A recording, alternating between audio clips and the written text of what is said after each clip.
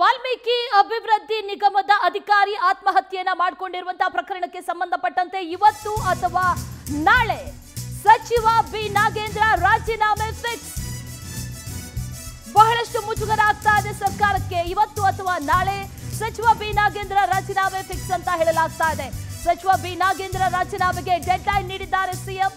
ಇವತ್ತು ಸಂಜೆ ಸಿಎಂ ಭೇಟಿ ಮಾಡಲಿದ್ದಾರೆ ಸಚಿವ ಬಿ ನಾಗೇಂದ್ರ. ಮುಜುಗರ ಆಗ್ತಾ ಇದೆ, ಆ ಮುಜುಗರದಿಂದ ಪಾರಾಗೋದಕ್ಕೆ ರಾಜೀನಾಮೆಗೆ ಸೂಚಿಸಿದ್ರ ಸಿಎಂ.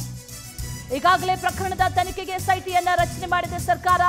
ಸಚಿವ ಬಿ ನಾಗೇಂದ್ರ ರಾಜೀನಾಮೆಗೆ ವಿಪಕ್ಷಗಳು ಕೂಡ ಪಟ್ಟು ಹಿಡಿದಿದೆ, ಆಗ್ರಹಿಸಿದೆ.